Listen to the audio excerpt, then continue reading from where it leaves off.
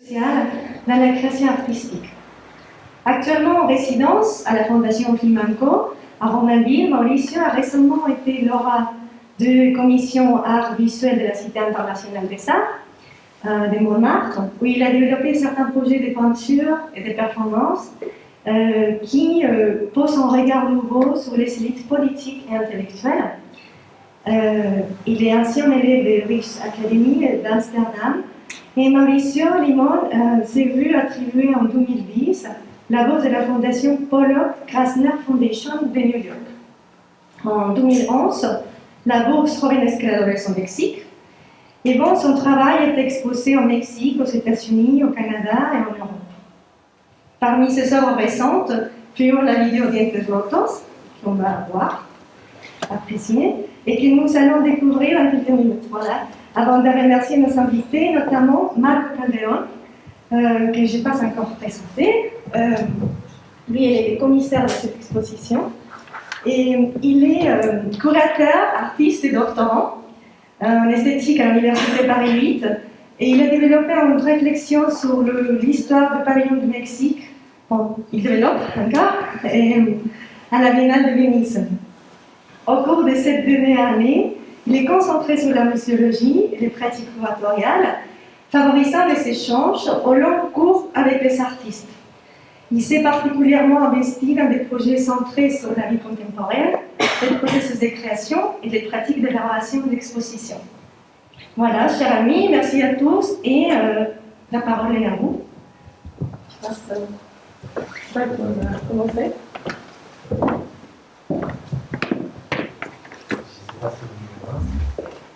Bonsoir à tout le monde. Je vous remercie d'être là ici à cette belle soirée, rencontre ici avec Mauricio Limón et Francesca Cosolino. Et je vous remercie aussi à l'Institut culturel du Mexique qui accueille cette belle exposition de Kirga et à la directrice Cola Rubalcaba et à Ingrid Arriaga de cette exposition. Et à Marion Delis qui est chargée de communication et à tout l'équipe de l'Institut culturel du Mexique. Ce soir, on va commencer avec une projection d'une vidéo de Mauricio Limón qui s'intitule Dientes Rotos. Dientes Rotos, c'est un projet qui est aussi Francesca Cosolino connaît très bien, qui va parler aussi de ce projet à la rencontre de Mauricio Limón qui sont se rencontrés au Mexique l'année 2015. Ah, ça. Il était en résidence en 2015 à Casa Gallina, c'est un centre culturel à Mexico, dans les quartiers de Santa Maria la Ribera. Et donc Mauricio Limón il a développé il a réalisé ce film et l'année 2015, c'est une sorte de résidence. Et voilà, c'est un Dientes Rotos, c'est l'année 2015. C'est projet réalisé avec Inside et Casa Gallina Mexico. On va commencer avec cette projection et après on va discuter, on va commencer la conversation avec Francesca Cosolino et Mauricio Limón. Merci beaucoup et passe une bonne belle projection.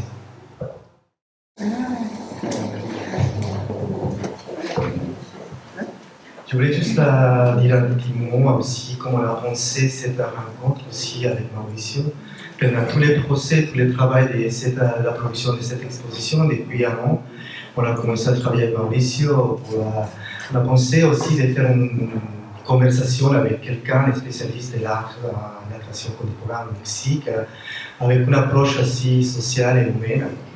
Donc j'ai proposé à Mauricio d'inviter à Francesca Cosolino et je vous remercie aussi de nous accompagner ici. Et donc j'ai proposé à Mauricio oui, ça peut être sympa, quelqu'un. Et donc après ils se sont rencontrés, mais ils s'étaient déjà rencontrés au Mexique et l'année 2015. Et surtout dans cette carte et deux projets de Mauricio qui a développé à la Casa de Gallina et que Francesca Cosolino nous rencontrer un peu plus en détail, va faire une analyse aussi de ce travail aussi en relation avec cette exposition. Merci. Je te laisse la parole à Francesca. Merci Marc, je pense que c'est compte que je commente quand même les images. Merci de cette invitation et donc merci à l'Institut culturel de nous accueillir ce soir. Merci à vous Donc, tous d'être là. Donc moi je veux bien revenir sur la vidéo qu'on vient de voir parce que c'était d'ailleurs une demande de ma part de la montrer de commencer cette rencontre en regardant cette vidéo. Donc produite par M. Limon au sein d'une résidence artistique au Mexique. Mais avant d'en venir là, je vais quand même revenir sur ce qui m'a amené à aller à la rencontre des Maurice Limon. C'est qu'il nous a fait rencontrer nous deux également avant, parce qu'il s'agit là de bien comprendre ces contingences des trajectoires artistiques qui se tissent entre la France et le Mexique. Et là, vous avez devant vous un exemple très concret. Moi, j'ai rencontré Mauricio Calderón lorsqu'il travaillait à la direction de la culture à l'ambassade de France à Mexico. Et moi, j'étais sur ce qu'on appelle un chemin de terrain, donc en train de faire des recherches. Et dans le cadre d'un projet, merci beaucoup, d'un projet que j'ai piloté au sein donc, de l'institution au sein de laquelle je travaille, donc les arts décoratifs, un projet intitulé L'art et société, donc qui interroge la manière dans laquelle les artistes, aujourd'hui en tout cas, les collectifs autonomes, les centres culturels, artistiques ou bien les festivals peuvent avoir un ensemble de dynamiques qui participent aujourd'hui de sphère sociale, de la reconstruction de la société mexicaine. Et c'est un projet que j'avais commencé en 2017, donc un projet dans lequel on collaborait différents collègues, dont notamment l'historienne Cécile Amiche qui fait le plaisir d'être là, et d'autres collègues également de l'UCLK, donc des mexicanistes, des collègues qui étaient sur le terrain. Moi, je suis arrivée au Mexique en 2017 et je tiens à le dire parce que c'est encore cette question de rencontre entre des carrières d'artistes qui se fabriquent entre plusieurs pays. Parce qu'auparavant, j'avais travaillé pendant très longtemps sur la peinture murale. Donc, j'avais travaillé sur des phénomènes particuliers, des peintures murales, qui se donnaient à voir en Sardaigne, donc une île de l'Italie, et qui était une pratique qui proposait la création d'un faire politique alternatif dans l'espace public par l'art. Donc ce qui m'intéressait, c'était ces liens entre art et politique qu'on pouvait toucher à certaines situations particulières.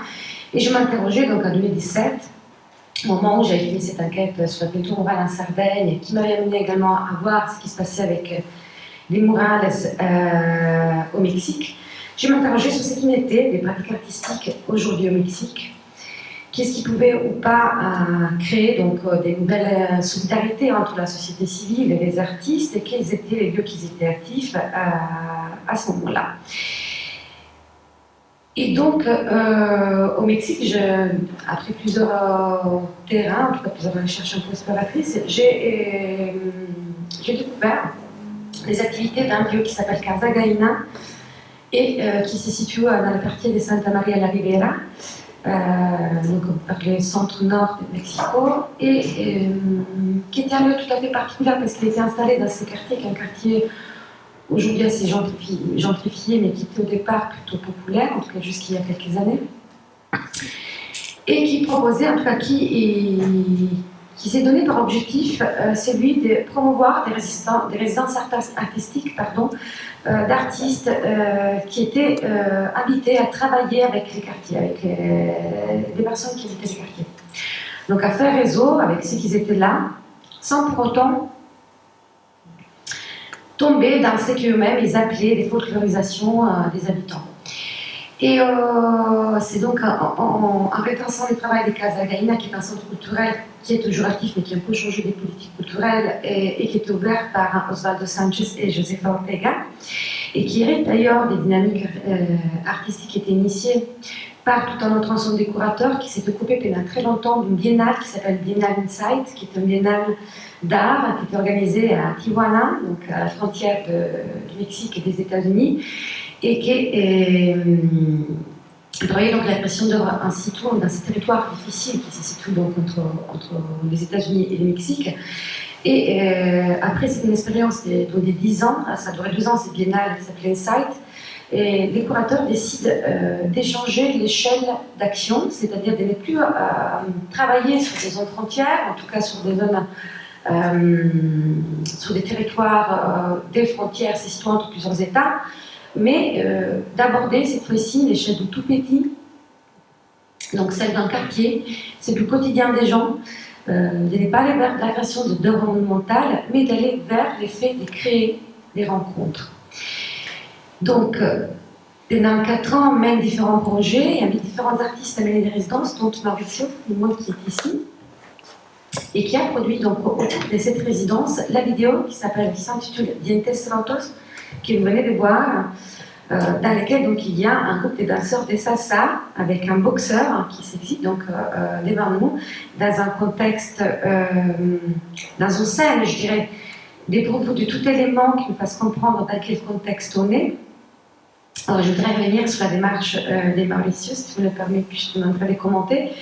Parce que quand donc, il m'a été faite cette proposition par Marco de venir donc, intervenir sur l'exposition des Mauricio ici à Paris, je trouvais intéressant de mettre en égard donc, cette œuvre-là avec cette exposition ici, donc les œuvres qui sont tout autour de vous et d'un étage au-dessous. Pourquoi? Parce que quand on parle de ces expositions, moi, au départ, vous, les vidéos qui sont à l'étage au-dessus, pour ceux qui les ont vues, et j'ai été frappée par le fait qu'évidemment, j'aurais trouvé un vocabulaire formel que l'artiste déploie dans ses vidéos et dans ses créations visuelles. Mais j'étais très frappée de voir qu'il ne s'est pas là dans le contexte de cette exposition ici, il est complètement là, alors que Santa Maria la Ribera n'était absolument pas là dans la vidéo qu'on vient de voir. C'est-à-dire, voilà, cette vidéo, que vous venez de voir, elle était issue d'une résidence de 1 an et demi. On a même 2 ans, oui. 2 ans. Donc à Casa Galina, dans laquelle les curateurs lui ont proposé, en sachant que c'est donc un artiste, vous l'aurez compris tout à l'heure, Ingrid l'a dit, qui a été formée à la Resist Academy et qui travaille avec différents médias, donc la photo, la vidéo et la peinture. Des préférences avec ce qu'on peut appeler des populations urbaines marginalisées et s'intéresse donc à tisser des histoires avec, je dirais, les gens de la calle, de la rue, et il en fait des personnages qu'on retrouve par la suite dans ces vidéos. Donc pour faire cette vidéo Dientes Rotos, il lui avait été proposé de choisir un groupe avec lesquels s'est familiarisé. Donc Mauricio, très fin observateur, il a observé pendant longtemps ce qui se passait à l'Alameda, donc dans ces parcs. Et Santa Maria la Ribera, où il y a un kiosque, vous le voyez ici au milieu, et c'est un kiosque dans lequel, en tout cas dans ces parcs-là, il y a tout un tas de pratiques sociales qui se sont installées depuis très longtemps, comme notamment ceux de rendez-vous informels, des cours de salsa. Et il y avait un groupe de salsa qui s'entraînait, je ne sais plus combien de fois par semaine, dans ces kiosques, et qui est le groupe que Mauricio commence à côtoyer très régulièrement. En se liant donc d'amitié avec Anya, qui est la jeune femme qu'on voit danser, donc dans la vidéo. Je reviens sur l'image de Anya et de El Tierno, donc ces boxeurs, qui Mauricio avait connu à la même occasion. Et donc, il y avait une liaison très forte entre ces groupes de danseurs, donc des personnes qui s'exerçaient pour apprendre la salsa dans les kiosques de l'Alameda, et donc El Tierno, ces boxeurs qui s'entraînaient également sous ces kiosques et qui étaient donc la personne qui entraînait Anya, cette jeune femme. Et cette vidéo est donc les résultats de toutes ces rencontres-là, qui ne sont par contre pas dévoilées dans la vidéo, mais qu'ils ont construit, qu'ils ont opéré quand même dans les processus des Mauricio pendant plusieurs années, jusqu'au point d'arriver donc à, je dirais quand même, une esthétisation des corps dans cette vidéo-là, dans laquelle on aurait du mal à imaginer les contextes qu'il y a derrière, qui est celui que je viens de vous décrire. Alors quand je demandais à l'artiste pourquoi finalement ces personnages-là ne parlaient plus forcément de ce monde social-là, dans lequel ils étaient pris, et il me disait qu'effectivement l'une des consignes qui était donnée par Casa Galina était celle d'éviter de défolkloriser les personnes. Et Mauricio lui-même, il m'avait dit qu'il souhaitait ne pas produire en documentation. Donc, d'ailleurs, on avait pendant un moment discuté de la question de la posture de l'artiste ethnographe, qui parlera sûrement à certains d'entre vous. Donc, la manière dans laquelle a été utilisée cette tendance de l'art contemporain, d'englober certaines des méthodes des sciences humaines et sociales comme l'ethnographie. Et donc on discutait du fait qu'il avait une posture un peu ethnographique finalement, avec les personnes qui étaient donc les acteurs des séquences vidéo. Et il me disait qu'il souhaitait pas trop être assimilé à ce genre de démarches, d'une part parce que ce n'était pas vraiment son intention, c'est de documenter, et parce qu'il m'avait dit, moi je ne veux pas faire des études des gens, je ne veux pas faire produire une analyse des personnes, comme l'anthropologie. Alors, bien évidemment, ça avait touché des cordes sensibles chez moi, et en répondant donc, à son travail et à d'autres entretiens que je peux avoir au Mexique, d'une part, je m'explique un peu quand même cette réticence-là envers ces disciplines, avec le fait que l'anthropologie a quand même été une discipline qui a un rôle particulier jusqu'aux années 60 dans la construction d'une nation-État et d'une identité culturelle qui était très fragmentée, et notamment jusqu'aux années 70, les anthropologues ils étaient très proches d'un pouvoir d'État qui était censé quand même intégré, et je dirais c'est qu'il était beaucoup marginalisé, et donc elle n'était pas forcément très bien vue, notamment dans les mondes de l'art. Eh bien, en allant un peu plus loin, en suivant donc son parcours, j'ai commencé à comprendre que ce que Mauricio faisait, c'était moins donner de l'importance donc, à ces questions de l'ethnographie, en tout cas des s'emparer, de quelqu'un pendant très longtemps, mais plutôt ce qu'il cherchait, c'était voilà, produire un état de rencontre et faire si que ce soit un échange entre lui et les personnes donc, qu'il rencontrait, et que ce soit cet échange-là qui soit la clé de son projet, donc il reste peut-être ou pas des traces dans ces projets, en tout cas elles sont très subtiles dans la vidéo qui a été sur Rotos, alors qu'elles sont peut-être très présentes dans l'exposition des premières Kiriba dont on va commenter les travaux. Et en fait ici vous voyez une image, c'est Mauricio qui me l'a montré, c'était il y a 20 ans, à cette 21 Et donc il s'intéressait déjà depuis très longtemps, il s'intéresse, il m'expliquait effectivement à avoir des rencontres, donc à poser un regard donc, sur ce qu'il m'a expliqué être pour lui comme une manière d'interroger la rupture des classes, en tout cas la manière dans laquelle les couches sociales au Mexique s'est trouvent donc dissociées, et ces grandes différences entre les personnes qui cohabitaient dans certaines parties de la ville, entre les personnes qui cohabitaient des agglomérations très denses comme celle d'Iztapalapa, et des personnes qui ont des métiers, disons, des survies, peut-être en tout cas qui se situent la plupart du temps dans la rue. Et le Flama, le protagoniste donc voilà, les protagonistes donc de cette exposition que vous voyez ici, donc à côté des Mauricio, c'est quelqu'un qui Mauricio avait rencontré, donc comme il disait, près d'un feu rouge à Churubusco, alors que son occupation il est celle de nettoyer les pare-brises. Donc je sais si je me trompe, et je vous donc un peu cette démarche de Mauricio comme non, pas forcément la manière d'interroger l'autre, hein, mais aussi d'interroger le regard que ces autres-là pouvaient porter sur lui, en tout cas un jeu d'altérité qui est très subtil et qu'il peut se voir très bien ici. Au moment où en fait Mauricio fait El Flama, donc ce personnage, c'est monsieur qui est nommé El Flama, qui habite à Iztapalapa, donc sa manière aussi de rentrer dans sa propre culture et dans ce monde social. Et en fait, ce qu'il fait, c'est que c'est vrai qu'il vit avec lui, il suit beaucoup de ses activités. Donc évidemment, il partage à un moment donné son entourage. Donc vous voyez ici des images de son quotidien, parce que c'est ces rencontres-là qui fait si qu'on puisse passer d'images comme celle-ci, où si on expliquait qu'elle était une image prise dans l'habitation de El Flama, à des images donc, comme celle-ci, dans lesquelles c'est lui-même qui se met en scène, donc dans son propre univers, avec les références culturelles qui vont avec des images, souvent, je ne sais pas si on en a d'autres, des jolies femmes. Là, c'est avec sa famille, c'est sa fille. La fille est l'actrice. Je vais te proposer de revenir sur les images que je ne suis pas en train de commenter un par un, parce que je vais les faire passer très vite, et puis je vais te demander à toi peut-être d'augmenter. Moi, j'essaie juste d'aller vers mon point, donc la question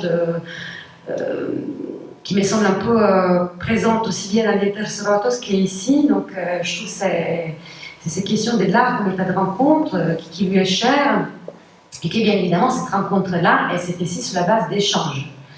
Donc, toute rencontre, c'était sur la base d'échanges. Donc, là, vous voyez des témoins d'échanges. Mauricio va vous en parler. C'est une peinture que lui-même il a fait de Flamma et de sa fille, Doris, qui était là.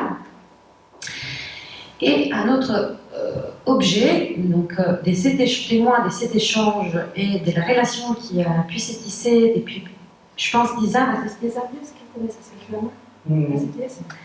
Depuis 10 ans, avec elle, Flamma va vous en parler. C'est aussi cette chemise que vous la retrouvez également dans la série exposée à l'étage, donc qui est l'un des œuvres qui fait partie de l'exposition. Et je te laisse peut-être revenir sur ces 2 épisodes d'échange. Donc la peinture avec le plateau et la chemise, peut-être pour expliquer aussi comment tu es arrivé à ça. Oui, je vais m'exprimer en espagnol. Ingrid nos va a ayudar a hacer traducción. Esta camisa es una camisa que me hizo mi esposa y es una camisa que a mí me gustaba mucho y un día haciendo un filme con el Flamma, pues me la vio puesta y me dijo, ¿qué onda papi? Préstalo para hoy en la noche. Y pues me dio mucho gusto como dársela y le dije, mira, te lo regalo, pero la vas a cuidar, esta no la vas a estar usando como cualquier cosa.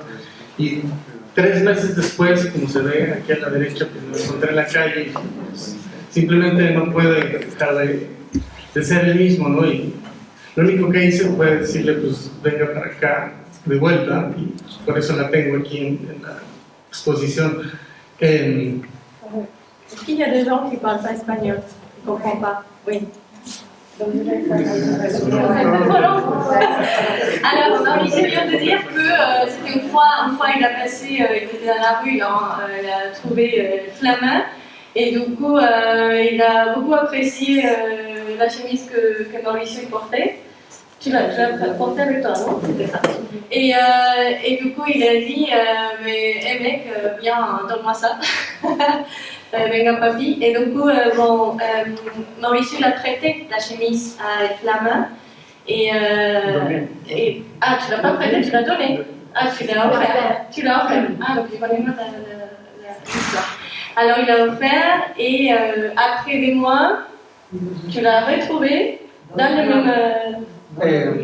Me lo encontré en la calle trabajando con la camisa. Ah, il a trouvé Flamma dans la rue en train de nettoyer des vitres de voiture avec la chemise toute belle et propre, comme vous pouvez voir. Et donc il l'a repris et c'est comme ça que la chemise est devenue une pièce. Bueno, sí, esta es una de las tantas historias que he tenido con él.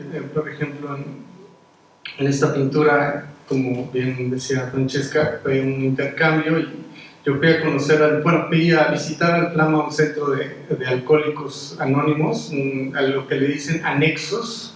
En México son casas que familias utilizan para que ayudar a la gente, a los alcohólicos, a la gente necesitada.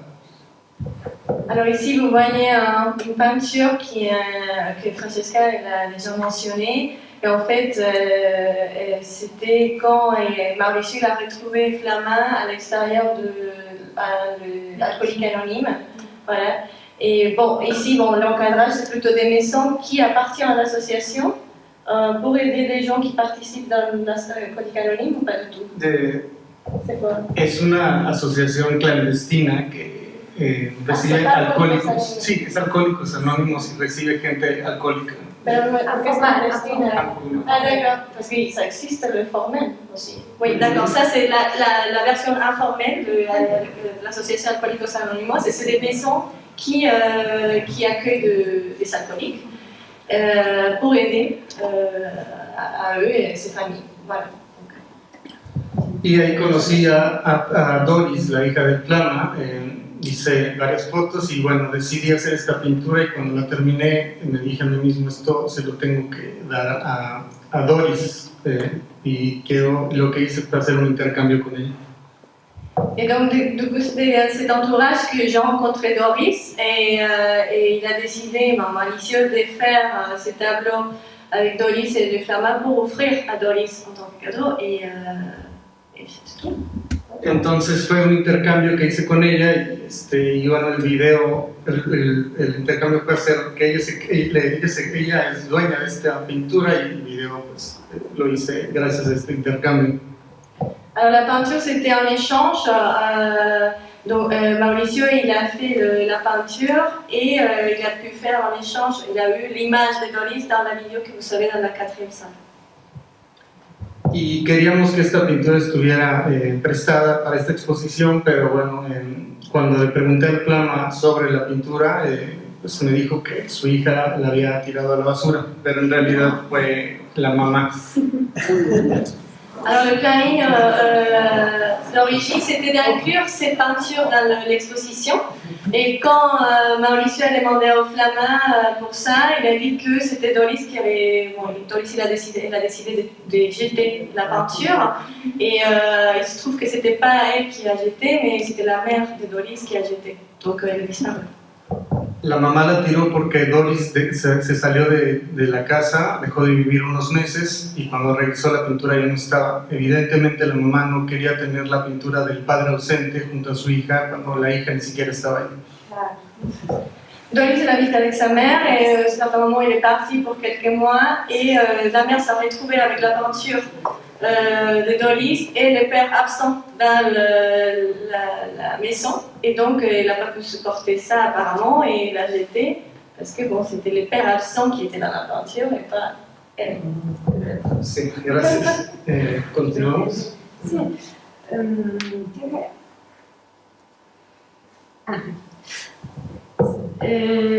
Si, voilà, il y a des points que, disons, j'ai fait un choix d'image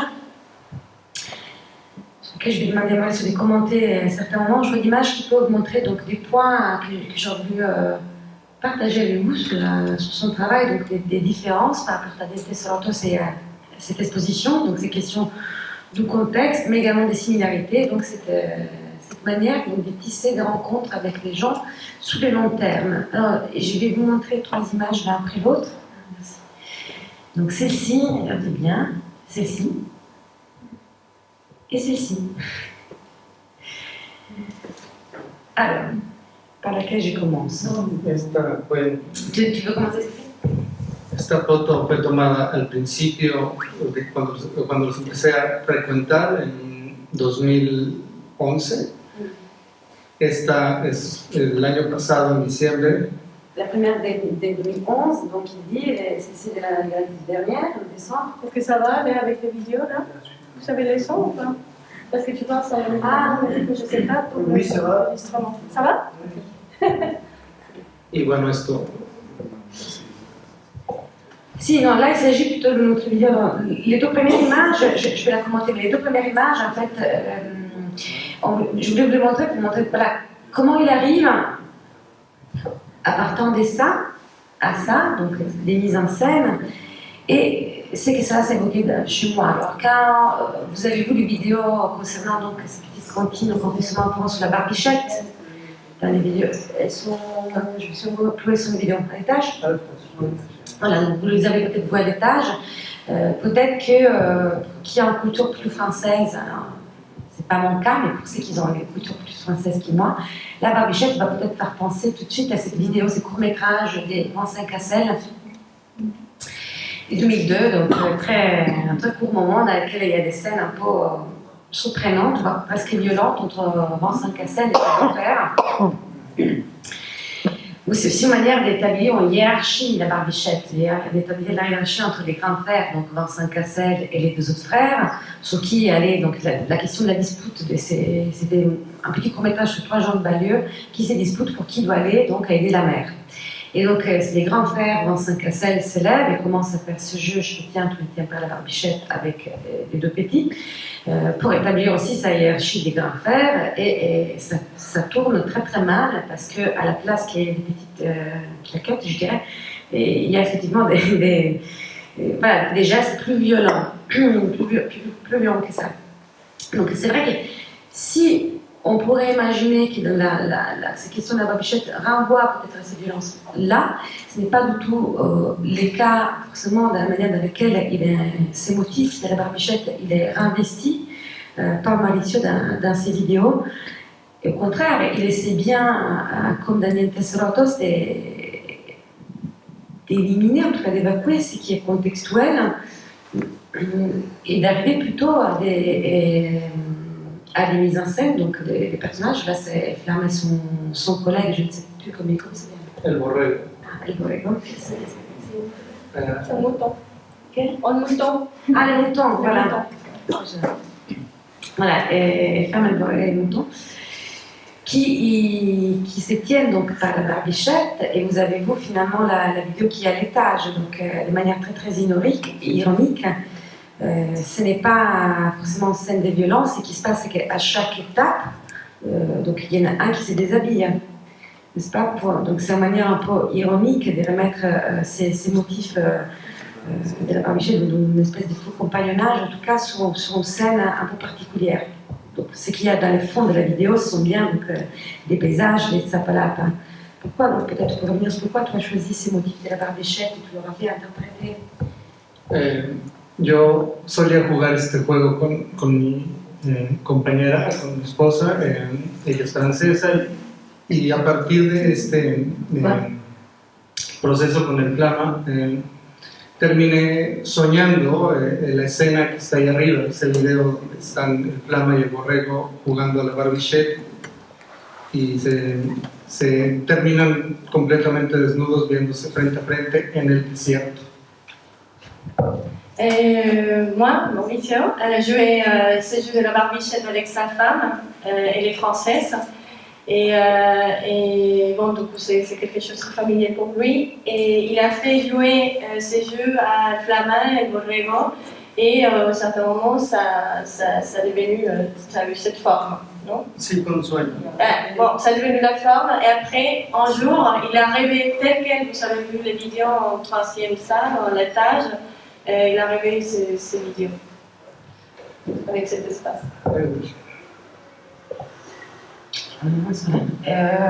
Oui, voilà, il y a un autre point, il y a quelque chose d'autre qui était pour moi peut-être à prendre en compte au moment où on regarde cette exposition.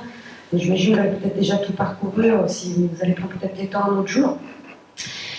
La manière ou pas dans laquelle donc, est évoquée, pas vraiment la ville d'Iztapalapa, parce qu'elle est évoquée de manière très symbolique, mais plutôt donc, les gens qui les habitent à Iztapalapa, pour ceux qui ne connaissent pas, donc, vous le voyez ici. Parce que moi je vois rien. On ne peut pas le faire avec les doigts. Oui, c'est la partie verte là-haut, c'est vrai qu'on ne peut pas là. Et qui est donc se situe donc la partie violette qui est à côté, c'est Coyoacán, c'est un peu plus les centres, je dirais. En tout cas, elle se situe dans une partie un peu périphérique de la ville, près des Xochimilco. Et donc là, vous le voyez sur une vieille carte qui m'a été donnée, se situe donc sur ces anciens étendues qui étaient les lacs de Mexico. Ouais.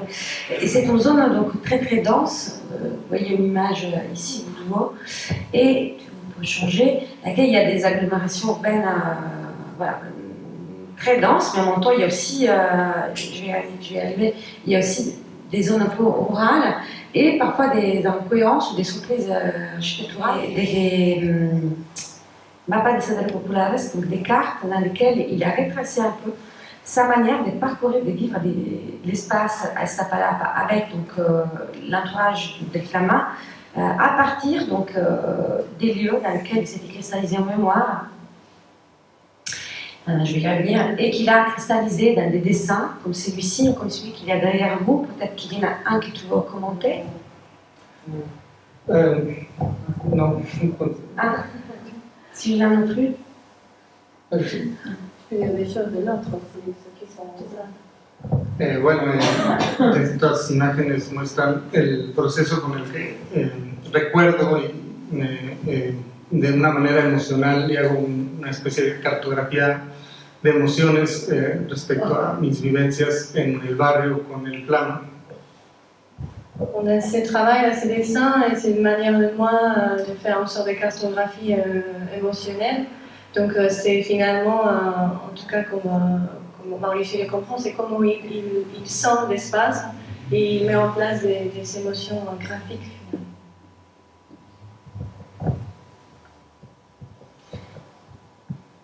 Je voulais revenir sur une image que je n'ai pas commentée encore, excusez-moi. Donc, ce que je trouvais intéressant, c'était donc le fait que ces contextes-là, même s'il est tout à fait utilisé dans sa carte des savoirs populaires, il est apparent, il émerge à nouveau dans l'œuvre de l'artiste et il nous parle non seulement donc, d'un terrain avec une densité urbaine assez particulière, donc, mais également de comment ces personnes-là vivent au quotidien. Mauricio n'aime pas trop les clichés. Il disait qu'il n'allait pas produire des portraits stéréotypés ou folkloriques, on dirait, des personnes qui côtoyaient Iztapalapa, mais plutôt il nous montrait donc leur, je dirais, tactique créatrice, donc leur manière de faire, de s'y prendre au quotidien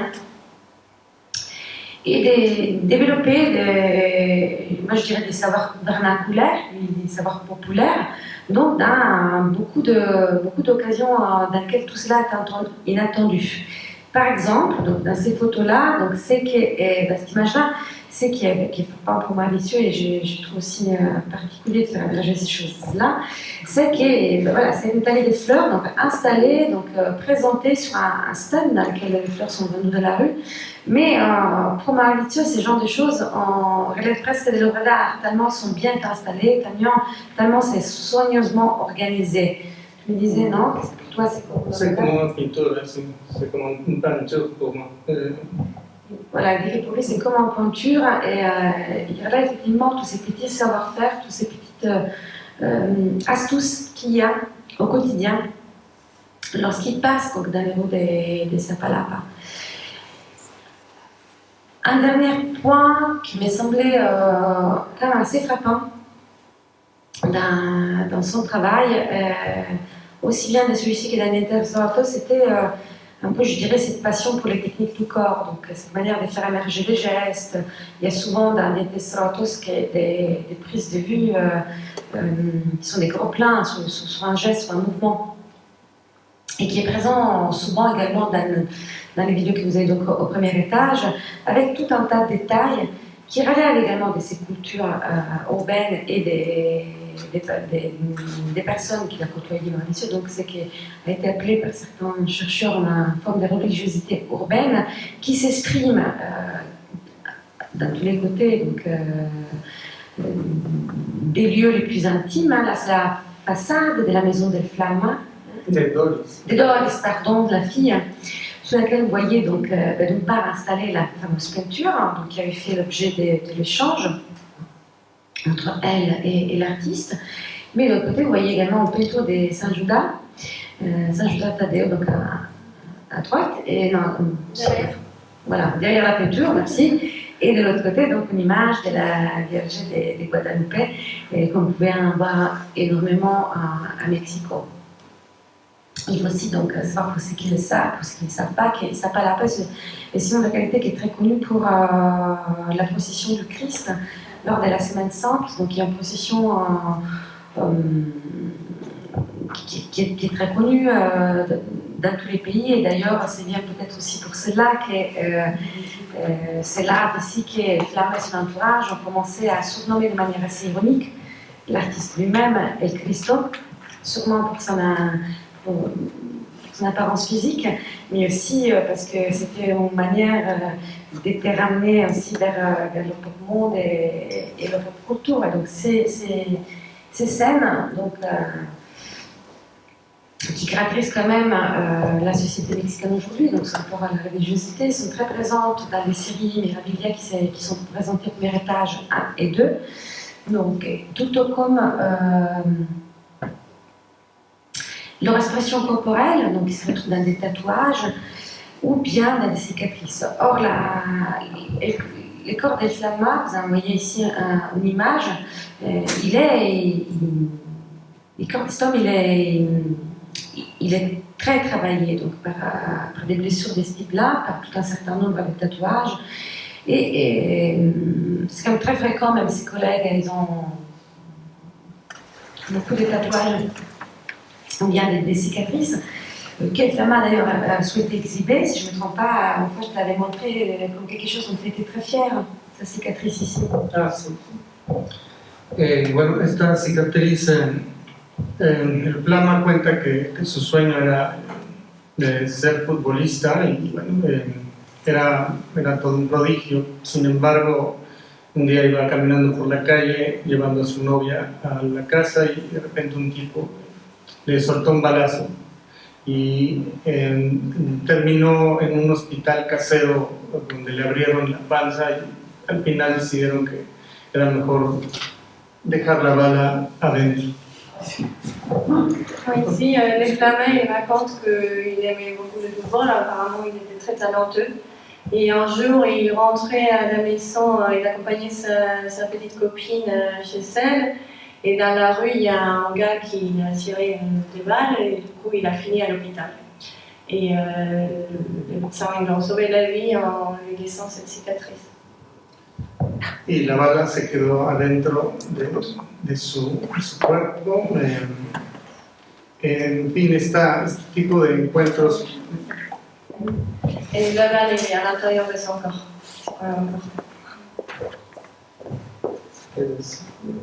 Si. C'est quand même assez singulier dans sa présence. Donc, ces grandes cicatrices, la manière dans laquelle il l'a montré, il l'a exhibé la première fois face à l'artiste, la manière dans laquelle il souhaitait lui-même poser pour la montrer, eh ben, ça nous aide peut-être aussi à comprendre le fait que celle-là, elle fonctionne peut-être aussi un peu comme un ex-voto, comme les tatouages, c'est-à-dire comme une manière, donc, comme un acte de remerciement, donc, dans un contexte quand même des grandes violences, tel qu'il est donc, le contexte mexicain à certains endroits aujourd'hui. Et c'est aussi un espace un peu imaginaire donc, qui se développe par ces cicatrices et par ces tatouages, qui est peut-être aussi ce qui permet aux beaucoup de gens dans cet endroit aujourd'hui eh bien, je dirais de vivre au quotidien avec la mort. Parce que c'est bien ce qui se passe à certains endroits. Et ce qui s'exprime après avec la présence donc, très forte des ex-voto dans toute ça. Je ne sais pas quelle partie c'est d'Iztapalapa. Chalma. Sí, pues. Bueno, nomás para agregar, Chalma es un lugar fuera de la Ciudad de México donde toda la gente va a depositar sus sueños y todas sus necesidades en este tipo de dibujos que se llaman ex-votos. Simplement pour ajouter, Chalma, c'est un endroit à l'extérieur de la capitale, de la ville de Mexico, où les gens ils vont et ils cherchent de déposer leurs souhaits, leurs rêves dans ces petits carrés. C'est des peintures petites qui sont normalement sur de laton peint en demandant finalement de miracles aux divinités.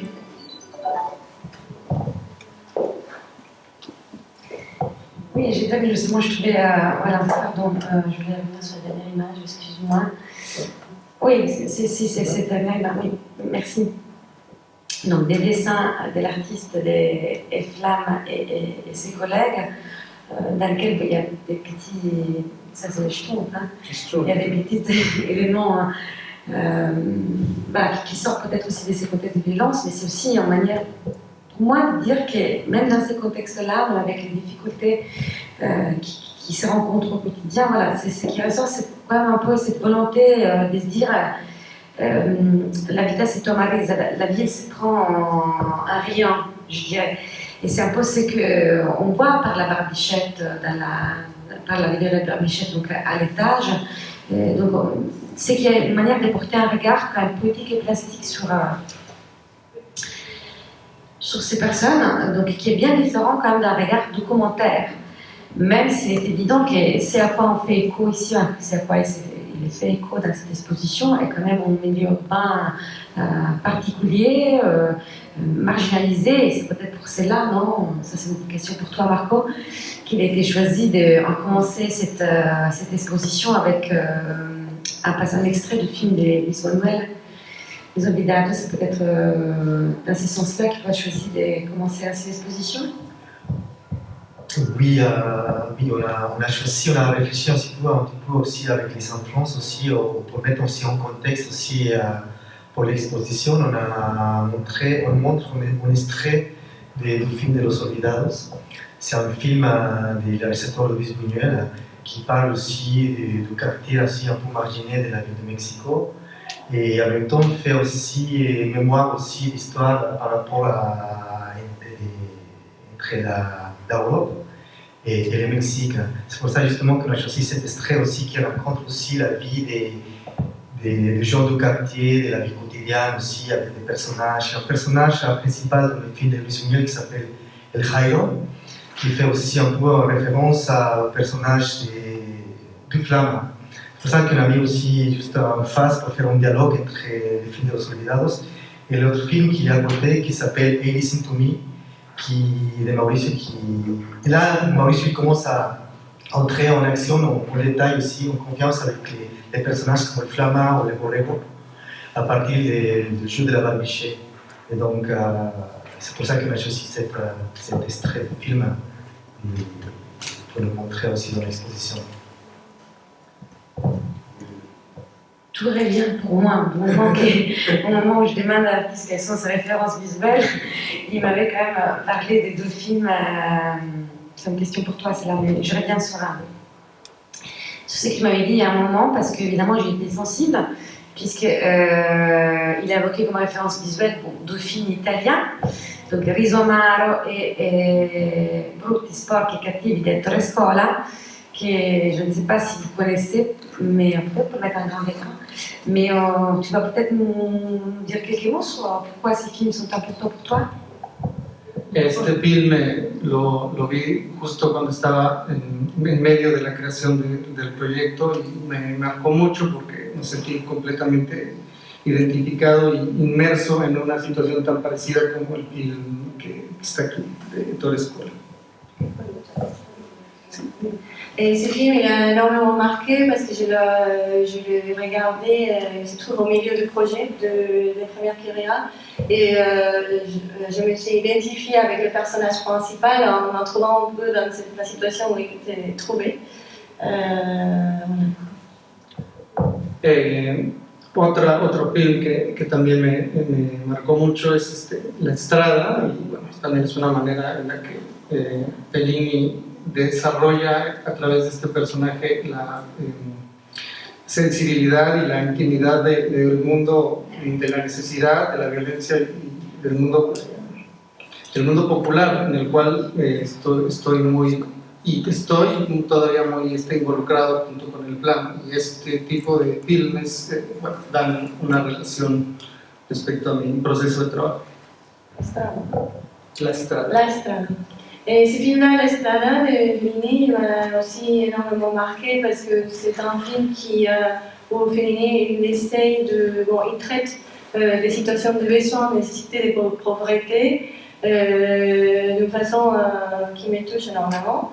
Et c'est des situations dont je suis encore partie avec mes relations avec les Flamands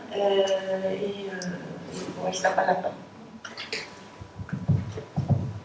Otra referencia que es muy importante es la artista Teresa Margolis, a quien conozco de manera cercana y que trabaja cerca. Su tema principal es la muerte, y la muerte en relación al tema las políticas en México y después en todo el mundo en general. Aquí esta imagen tiene que ver con los feminicidios en Ciudad Juárez. Une autre artiste qui me marque énormément, c'est Teresa Margot. Elle travaille beaucoup avec la mort. Elle voit ici, en tout cas, elle travaille avec la mort et la violence. Et cette photo en particulier, elle reprend la mort des femmes à Juárez, au nord du Mexique. Así como hoy en día, bueno, el año pasado hizo un proyecto en Bogotá, en el Mambo, y presentó un proyecto que tiene que ver con las fronteras entre Colombia y Venezuela. Y bueno, esta imagen para mí es muy representativa, me inspira mucho y creo que comunica de cierta manera con este proyecto que estoy presentando aquí, que puede que desarrolle en otro tipo de situaciones de la misma manera. Par exemple, cette photo-là, c'est un projet qu'elle a mis en place en Colombie, avec Mambo.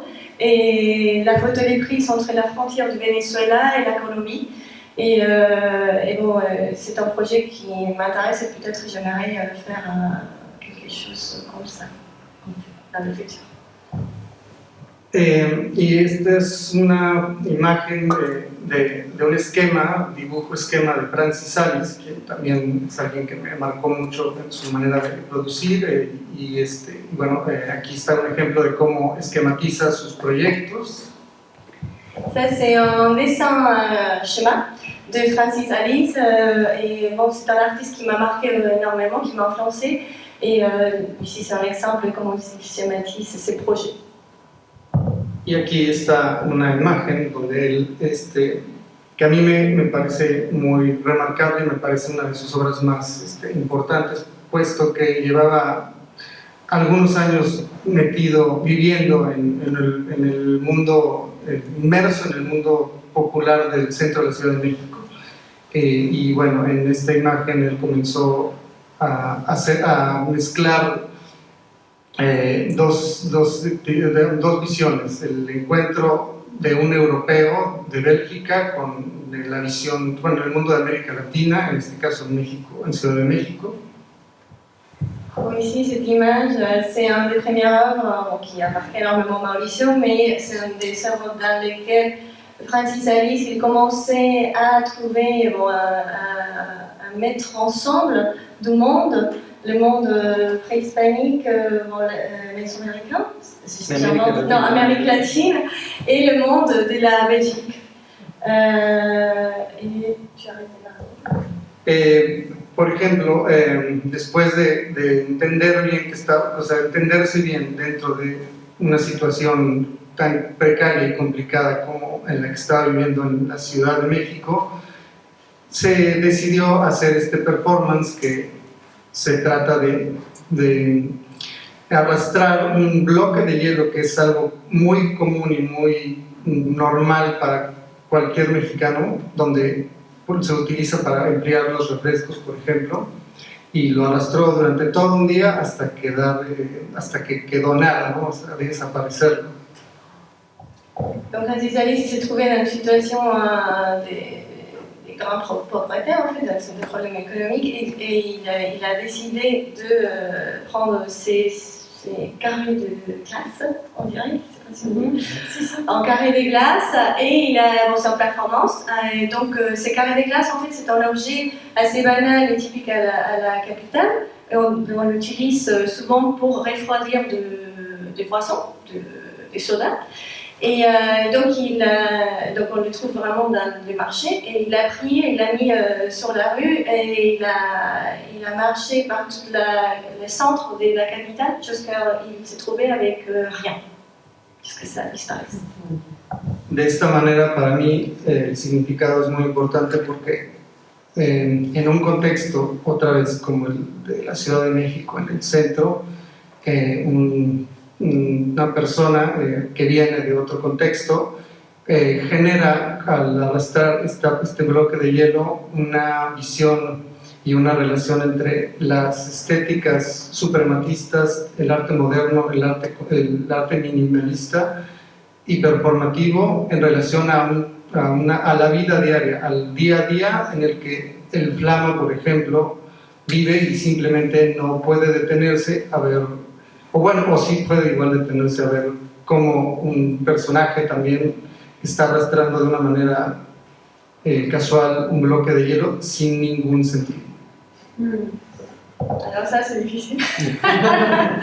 Mais bon, pour Maurice, c'est très important, cet acte, cette performance, parce que ça montre pour lui comment une personne étrangère, en entourage, il arrive avec un regard différent, il prend un objet de la quotidianité au milieu d'un contexte assez banal, mais en même temps compliqué et violent. Est-ce que je pense que j'ai entendu ça aussi.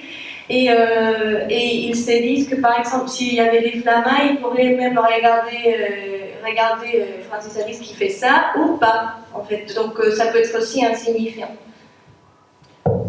nada más la cuestión de cómo se mezcla el contexto urbano y la vida cotidiana con las estéticas suprematistas y del arte minimal. Et aussi, pour lui c'est intéressant parce que c'est comment les objets quotidiens, ils se mêlent avec un contexte urbain et ils font contraste avec les esthétiques suprématistes et minimalistes, Par exemple. par exemple, entre autres. Et voilà, bueno, esas son mis referencias. Merci beaucoup. Donc, ouais, je trouve beaucoup des choses qu'on a échangées jusqu'à présent lorsque tu parlais de tes projets et de comment ça prend forme chez toi, donc une vidéo comme celle qu'on a pu voir sur la Barbichette. Bon, en t'écoutant, depuis que j'ai été connue, que je suis un peu ton projet, et en regardant les images que ton travail nous offre des Flamma, je me demande aussi, c'est une autre question hein, pour toi, puis peut-être que le public aura des questions. Je me demande un peu, qu'est-ce que tu as pu saisir grâce à cette relation de 10 ans, des rêves pour le futur, ce qu'on imagine, des imaginaires, qui sont ceux qui habitent Flamma et ceux qui vivent avec lui là, et qui partagent son quotidien. Et notamment, voilà, dans un contexte où pour lui c'est vraiment pas facile. Tu me disais dernièrement qu'il t'a envoyé ses témoignages alors qu'il était encore, donc il était encore porté à ce qu'il appelle un annexo. Moi j'ai mis beaucoup de temps à le comprendre au départ parce que en fait ce n'est pas du tout les centres anonymes des alcooliques. C'est un centre très informel dans lequel en gros des familières te dénoncent et t'enferment. Donc c'est sur la trahison qu'on enferme quelqu'un dans ce centre pour se désintoxiquer. Ce n'est pas du tout une démarche volontaire déjà au départ et c'est de manière informelle, donc des gens qui sont organisés par eux-mêmes pour donc réagir à ces problèmes de l'alcoolisme qui est quand même très répandu et de la violence qui est annexe. Donc, je me demande un peu, donc, voilà, tu as vraiment fait état de tout un tas d'épisodes particuliers, donc, la crise entre Flamma et sa femme, qui apporte également donc, à la disparition dans la poubelle de ta propre peinture. Voilà. Qu'est-ce qu'ils attachent à ton ami à la notion de vivre bien aujourd'hui et demain? Est-ce que vivre bien demain, c'est faire un match de foot avec ses amis? Est-ce que vivre bien demain, c'est pouvoir s'habiller bien avec ta chemise? Voilà, qu'est-ce que tu as pu retenir ou voir à cette période avec lui? Bueno, el Flamma durante 2-3 años estuvo sin tomar una sola gota de alcohol. Y les Flamma, il était pendant 2 ans, sans boire de l'alcool. Y eso le produjo, pues empezó a cambiar. Por ejemplo, aquí está el Schuster en el Museo de Antropología. El Schuster es el niño que está allá atrás, retratado en pintura y en fotografía. Et donc de ces fruits Flamma, il a commencé à changer. Ici, on a les Schuster, le musée d'anthropologie à Mexico. Ah, les Schuster, c'est le garçon qui est derrière. Son fils? No, es el nieto. Bueno, yo creo que es la primera vez que el Flamma visitó el Museo de Antropología y bueno, llevó a su nieto. Esto simplemente me lo mandó, me dijo, mira, aquí está el Schuster, a quien retrataste. A quien retrataste en el Museo de Antropología. Digamos, si hay un cambio en él fue porque simplemente no estaba tomando alcohol. Tu rates ton message. Peut-être tu peux traduire. Oui, ce que je comprends, c'est qu'il t'a envoyé ces photos de son petit-fils à la musée d'anthropologie. Parce que c'était pour lui un moment de bonheur, un moment important qu'il voulait partager, et c'était pour lui donc quelque chose de positif, alors qu'il justement il venait de se produire 2 ans, après 2 ans qu'il n'avait pas touché à l'alcool, c'est ça, donc c'est aussi qu'il faisait, c'est parce que ça faisait 2 ans en gros qu'il était en train de se désintoxiquer, qui donnait peut-être la place à ces choses-là parce qu'ils arrivent à sa vie, ¿no? Sí, sí, sí.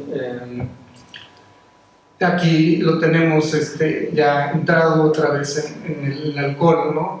Con unos amigos en Iztapalapa y también me manda la imagen, mira Cristo aquí con unos amigos, estoy tomando. Alors, pour ceux qui n'ont pas encore compris, c'est des photos que Flamand envoie à Mauricio. Et là, c'est notre photo. Donc, il commence à voir bien. Il est avec, regarde Christo, je suis là avec quelques potes en train de boire de coups.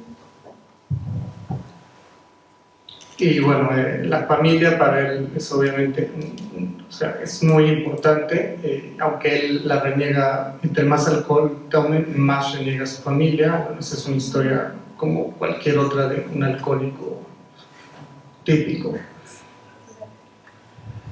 Alors, la photo de la famille, c'est finalement parce que pour les Flamands, la famille est très importante. Et dès qu'il boit un peu d'alcool, bon, il se plaint de sa famille, mais bon, ça c'est des questions qui arrivent toujours avec une personne alcoolique. Y bueno, aquí, por ejemplo, es un futbolista que cuando yo tenía 15 años me parecía muy divertido, le apodan el Cuchillo Herrera, y lo tengo aquí en muestra porque era el ídolo del Flama y era su espejo. Y bueno, empezamos por el corte de pelo, que era como el clásico corte de pelo en los 90s, y a partir de ahí el Flama me empezó a contar pues todas sus aventuras y toda su pasión por el fútbol y todos sus sueños, y de ahí la cicatriz vuelve a ser muy presente. Bon, ici vous avez la photo de Cuchillo Herrera, qui est un joueur de football très connu dans les années 90. Et que bon, c'était quand Mauricio il était un enfant, et c'était en fait le modèle à suivre de Flamand. Et bon, pour Mauricio, vous voyez la coupe, pour lui c'est très rigolo ce personnage, et bon, c'est une coupe typique des années 90. Mais en même temps, bon, cette figure, elle a permis, elle a ouvert la communication entre les Flamands et Mauricio. Et dès là que le Flamand il a commencé à parler de sa blessure et toutes les cicatrices, et qui est devenu finalement une clé de la création artistique. Y bueno, hay muchas historias que son muy difíciles de explicar con palabras, que por eso las he tenido que pintar, llevar a cabo en otro tipo de medios. Y bueno, creo que es el momento de pasar las preguntas. Alors il y a beaucoup d'autres histoires qui sont très difficiles à raconter, et c'est ce que Mauricio a fait, c'est d'essayer de communiquer à travers différents moyens, différents médias, et bon, pour l'instant pour lui c'est le moment de passer la parole au public. Si vous avez des questions, n'hésitez pas. Et Francesca le dit gracias, donc merci. Merci à toi, merci à nous d'avoir répondu à mes questions. Je disais merci à d'avoir répondu à mes questions, mais je veux bien laisser la parole au public. Oui, vous avez démarré en expliquant que la vidéo était acontextuelle, et puis vous nous avez présenté tout le contexte du personnage, mais le saut entre justement tout ce contexte et la production assez abstraite, finalement, est resté mystérieux. Alors, ça peut peut-être rester mystérieux, si vous le souhaitez, mais on peut aussi se raconter une histoire qui n'a pas à voir avec ce contexte dans les images qui sont projetées, et qui renvoie à quelque chose de beaucoup plus vaste sur l'imaginaire qu'on peut avoir de ce qui se passe en ce moment dans le monde néolibéral. Le Mexique, c'est un monde néolibéral par excellence, avec la violence très marquée. Et donc je voulais savoir si ce saut, en fait, est une manière d'abstraire, mais aussi de généraliser ou de changer de régime, je ne sais pas. Mais en tout cas, est-ce que vous pouvez nous en dire quelque chose?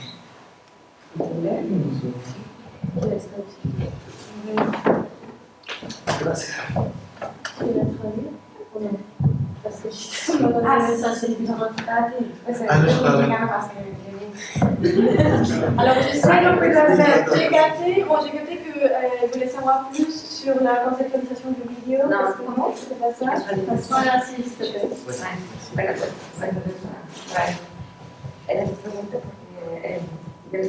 Presentamos los vídeos como Dios que nos contexto en el primero y después se presentan el contexto de esta palabra, Después de la Pero antes se explica, bueno, se puede hacer una otra historia también, el vídeo, si no tiene otra historia que está aquí en esta producción. ¿Tú cómo le explicas esta diferencia? Sí.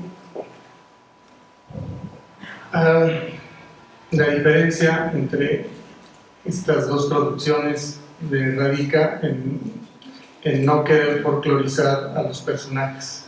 Yo venía de hacer este proyecto, me ha llevado 10 años y me había echado 4 o 5 años muy intensos de vivir muy cercano al plasma, de vivir cosas emocionalmente muy fuertes. Y cuando empecé a hacer el otro proyecto, conocí al boxeador y me di cuenta que era exactamente la réplica del plasma en otro personaje. Y ahí fue donde estuvo el ejercicio de no querer hacer un retrato más tan folclórico o sea, mucho más abstracto. Quise más tratar de mostrar o poetizar esta relación fraternal que mostrar directamente algo tan violento, ¿no? Aunque creo que ese video es violento también, como el contexto mexicano lo es, que bien lo comentaste. Alors le projet, bon, la différence entre les deux vidéos, ça a venu précisément parce que j'ai travaillé longtemps, 10 ans dans ce projet-là avec les Flammais, la famille, et j'ai rencontré le deuxième groupe de Dientes Flortot, mais je voulais pas du tout, j'étais vraiment dans l'état d'esprit, je voulais pas du tout faire folkloriser les personnages. Et donc, c'était pour ça que mon intention c'était d'aller plus vers une image abstraite du personnage et peut-être derrière il y avait un besoin de ne pas montrer la violence telle qu'elle, parce que la folklorisation c'est un peu pour Mauricio ensemble, tout ça, et c'est pour ça que c'est différent. Une autre question? Tu voulais dire? Vous avez une autre question? Commentaire? Merci. Est-ce que je vais le faire en français, Maurice, je suis désolée.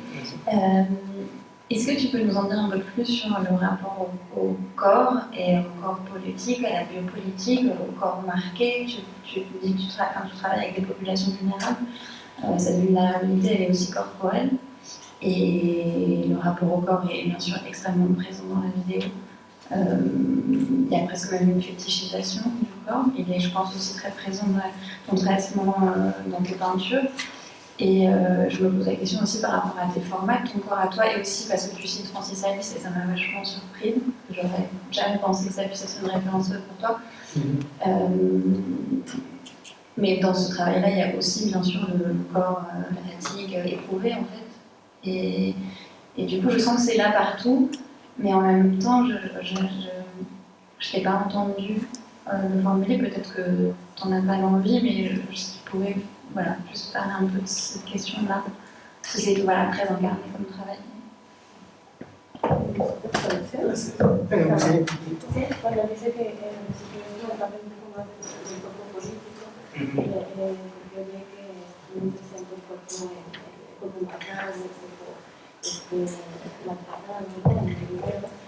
Y que también lo ve en su tubo, también en los cuadros, y cuando mencionó Francis Alice, que me parece que me sorprendió, y que me parece que se faltó un poco, pero efectivamente está la cuestión del performance y de la fatiga, el cansancio, ¿no? Pero que me gustaría que lo formularas como y también mencionó tu cuerpo, que también tu presencia corporal está en tu obra, entonces me parece un elemento que se reitera. Sí, es una buena pregunta, y es una pregunta que está presente en cada momento pues que me pongo a analizar mi necesidad de familiarizarme con el plama o con el tierno. Y evidentemente las cuestiones del cuerpo político y del género y del contexto en México de la violencia no se escapan, por más que intente poetizarlas o buscar una solución más abstracta. El cuerpo es como el único medio que tiene, que aparece, o sea, con el cual puedo expresar lo que vivo y las emociones que paso a través o sea, con ellos, ¿no? Por más que lo pinte o lo haga en video o lo busque por cualquier otro medio, esa corporalidad está ahí presente y bueno, es una materia vital para mí. No sé si lo estoy formulando satisfactoriamente, pero gracias por la pregunta. Bon, en effet, le corps il est un élément vraiment crucial, il est toujours là. Dans les cas du Mexique et du Flamin, c'est les corps violentés. Il y a vraiment une violence très, très, très importante au Mexique, et même si j'essaye de l'abstraire ou les poétiser, c'est jamais suffisant. Et donc, et à la fin, dans mon cas, mon corps, c'est la seule matière qui peut exprimer tous ces sentiments que j'ai vécu avec eux, dans mes expériences, avec eux, des moments, des anecdotes. C'était vraiment, c'est les corps, même si j'essaye de le faire à travers le média, le vidéo, la peinture, c'est vraiment mon corps qui a prouvé tout ça. Je pense que tu avais dit quelque chose à la fin, mais c'était finalement politique, j'ai pas. Du coup, je ne sais pas s'il avait formulé, mais en tout cas, les corps, et en effet, merci beaucoup pour la question, c'était très important pour lui, et c'est un élément fondamental. Sí, creo que... Había una, ¿no? Marisa.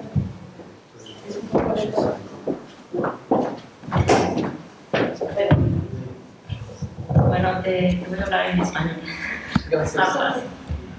Pues antes que nada felicitarte por la exposición, por lo que nos has mostrado, tu video, por esta charla. Y a mí lo que más me ha llamado la atención es tu proceso creativo, en el cual abordas desde una perspectiva más antropológica y casi con técnicas del cine documental y de la investigación. Y me llama mucho la atención que en cada uno de tus proyectos es muy importante el lugar, los espacios, las locaciones y al mismo tiempo los personajes, ¿no? Casi para mí es como ver una película, pero en distintos medios, ¿no? Casi se acerca al cine. Y me gustaría pues, que comentaras un poco más sobre este proceso, ¿no? ¿Cómo haces para encontrar estos personajes, estos lugares, ¿no? Y ¿cuál es tu proceso creativo y cómo al final determinas el medio a utilizar? Gracias. Alors, la question de Marissa, c'était plutôt le procès créatif de Mauricio et la félicité de son travail. Je sais pas ça. Bueno, gracias por la pregunta. La manera en cómo arribo o me acerco a estos personajes se dan de una manera muy natural, no sé por qué, pero siempre terminan buscándome más que yo los busco a ellos, y lo único que hago es dejarme llevar a través de esa búsqueda, y cuando encuentro cosas que me sorprenden las empiezo a grabar o las empiezo a dibujar, y de ahí he aprendido a enarbolar, a conjuntar estas investigaciones plásticas en una narrativa que bien podría tener una relación con el cine. Sin embargo, pues, todavía no he llegado a ese lugar. Quizás en algún momento, pero todavía no. Alors, c'est les sujets, mon processus créatif, c'est plutôt moi je cherche, mais c'est les personnages, c'est les sujets qui me cherchent, eux, et on se rencontre. Et donc, après la rencontre, c'est ce qui se passe, c'est que j'avance et dès qu'il y a quelque chose qui m'attire l'attention, soit je prends une photo, je les dessine, j'enregistre des choses, donc je commence à documentaliser le fait qui me donne curiosité. Et à un certain moment, j'ai la matière pour mettre en place une narrativité, une narration de tous ces faits coréens, si je peux ajouter. Et donc, c'est après comme ça que je travaille, que mon lycée travaille. Et il pense peut-être à un certain moment, cette narrativité, elle va déclencher sur les cinémas. Mais ce n'est pas encore les moments, donc on verra après. Est-ce que j'avais une dernière question?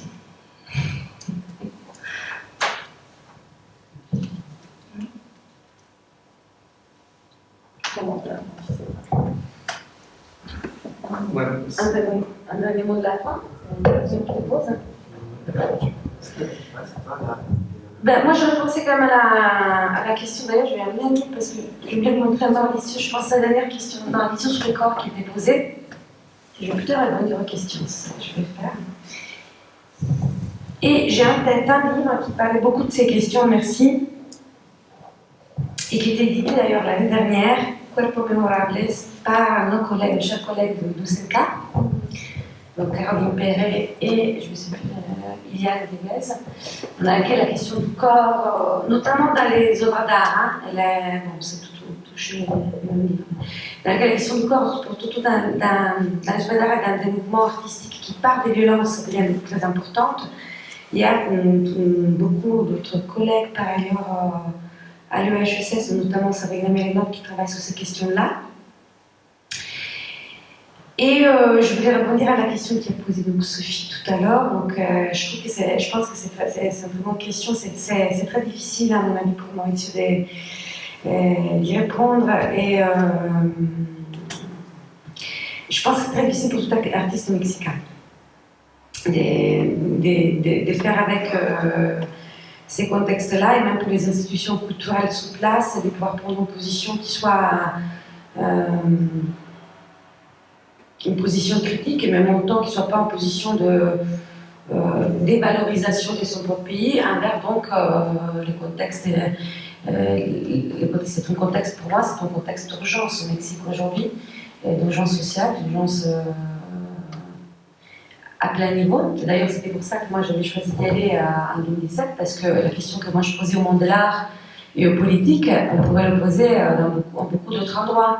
Mais pour moi, il y avait urgence à interroger ces dynamiques-là dans un pays comme le Mexique, qui était, en tout cas, qui vient de traverser une instabilité politique assez forte avec une nouvelle élection présidentielle, qui, en même temps, nous a montré un dynamisme au niveau de l'art contemporain incroyable, avec donc la création de plein d'autres nouveaux musées. Dans les dernières 10 ans, plein de biennales, le monde du design était normalement très, très présent également au Mexique. Et après, tout un autre tas de dynamiques qui appartiennent également aussi à cette présence, je dirais, presque écrasante du marché néolibéral dans tout, même dans l'art contemporain, qui doit s'adapter donc à ces évolutions.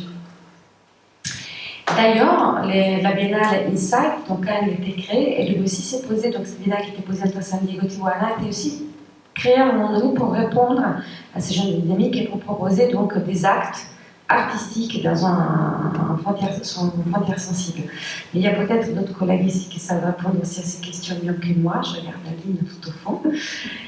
Et il y a peut-être quelque chose à laquelle tu n'as pas répondu. Donc tout à l'heure, vous avez posé la question du choix du médium dans toute la vie. Como tú haces, como tú le eliges el medio. Natural. Vous avez déjà répondu de manière spontanée, peut-être intuitive, je dirais. Voilà. Pour moi, c'était le moment de la fin. Je ne sais pas si les curateurs ont un mot de la fin pour ces conversations. Bon, je vais juste remercier à tout le monde d'être venu, et je n'ai pas ajouté grand-chose. Je remercie beaucoup à Francesca Cosolino d'être présente aussi avec Mauricio et si vous avez aussi des questions par rapport à l'exposition aussi, c'est l'occasion aussi de faire les questions à la commission d'exposition, Mauricio Je voulais aussi ajouter aussi une chose aussi par rapport au travail de Mauricio, qu'il a dit qu'il travaille aussi, qu'il fait des choix aussi de médium par rapport aussi un peu naturel, spontané aussi. Mais lui aussi, il commence, je pense qu'il a travaillé aussi à partir aussi des dessins aussi, ou des petites sketchs, comme on a vu aussi l'image, une image qui en bas, il s'est marqué la petite morte. C'était un sketch de Francis Alice. C'est une influence de Mauricio Limon. Et donc Mauricio Limon, il est toujours en train de dessiner, de voir ses sketchs, de dessiner aussi ses tableaux, les personnages. C'est ça, je pense qu'à partir du dessin, mais Mauricio, c'est un médium très important dans son travail. Et merci beaucoup. J'espère que vous avez aimé cette exposition et cette rencontre. Et je vous souhaite une bonne soirée. Et merci.